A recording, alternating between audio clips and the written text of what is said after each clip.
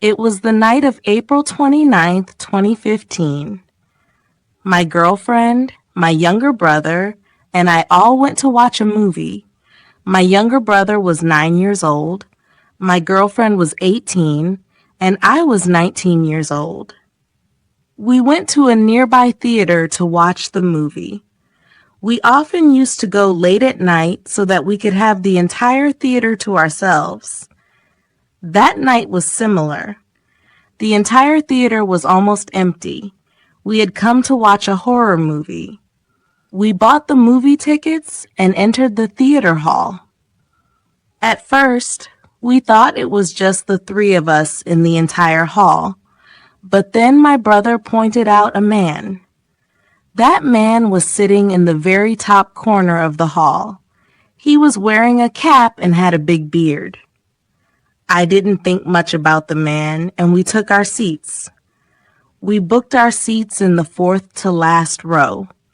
Usually, when we went to watch movies at night, we booked the same seats. I was sitting in the corner seat. My girlfriend was sitting in the middle, and my brother was sitting to the right of her. After 5 minutes, the trailers and reviews were over, and the movie started. My girlfriend was holding the popcorn. My girlfriend and my younger brother were eating popcorn. When they were eating, there was the sound of popcorn being chewed. And when they stopped eating, we heard a sound coming from behind. I paused for a moment and looked back. Then I noticed that the man who had been sitting in the top corner had changed his seat. He was now sitting in the middle of the back row. This was quite strange, but I didn't think much about it and continued watching the movie. About 10 minutes later, when the movie was getting interesting, I heard another sound from behind. I waited for a few seconds and looked back again. I saw that the man had moved down to the second to last row. He was sitting on the right side of the seats. I leaned toward my girlfriend and casually told her, "Don't look back, but that man is constantly changing seats." My girlfriend ignored me and calmly continued watching the movie. I told myself that if the man changed seats again, I would ask him what was going on. So I went back to watching the movie. After 5 minutes, without even hearing anything, I looked back again. This time, I saw the man sitting in the second to last row, right section, directly behind us. I nudged my girlfriend and told her to look back. She turned around and looked at me with a concerned and confused expression. After that, she asked if we should leave. I said firmly, "Absolutely not." At this point, I couldn't focus on the movie. Even though I was facing the screen, I was still thinking about that man. I told myself that if the man moved one more seat closer, I would turn around and ask him what exactly he was doing. But then I also thought that maybe I was overthinking it. Who knows? Maybe he was just a normal person switching seats for a better view of the movie. And then, after another 10 minutes, I turned around again and saw that the man was sitting directly behind us. And I might add, directly behind me. He was looking down at his lap. I couldn't tell exactly where he was looking, but he was looking down. I literally opened my mouth to say something, but I couldn't.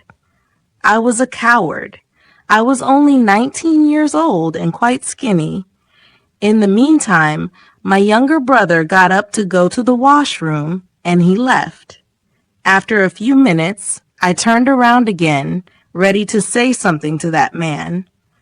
But I was completely shocked to see that there was no one behind us. The seats behind and in front of us were completely empty. I told this to my girlfriend, and she said, "Good." After 5 to 6 seconds, I got up from my seat, feeling fearful. I was worried about my little brother.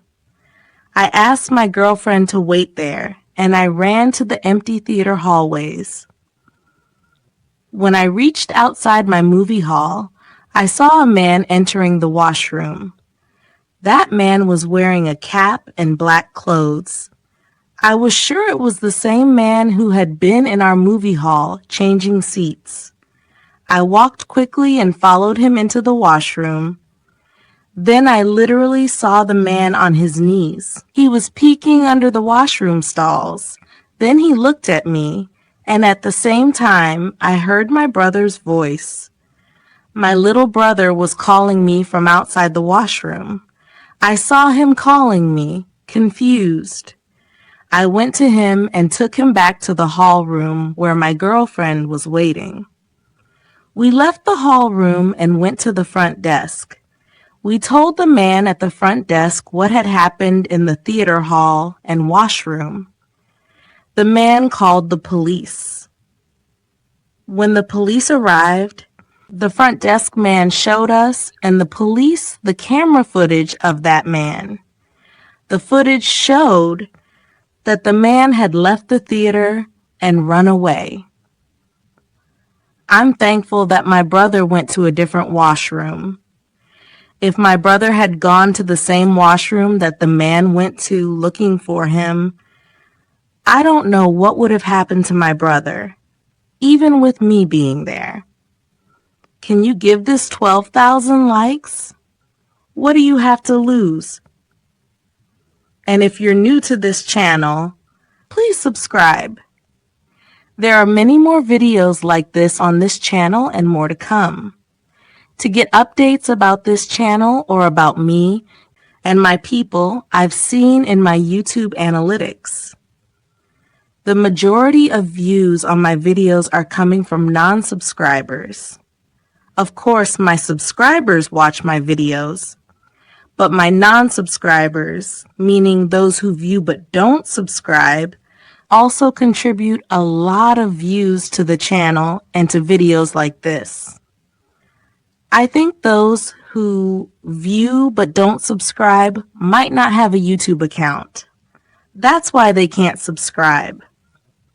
So I would request all those people who watch but don't subscribe, if you don't have a YouTube account, please create one and then subscribe.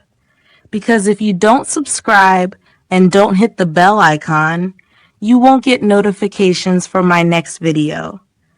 That's why I say, create a YouTube account, subscribe, hit the bell icon, and then enjoy my videos. I hope you guys got my point. So let's go, friends. I have one more thing to say. There are two types of people in the world. Those who eat a lot of mangoes in the summer season and those who don't.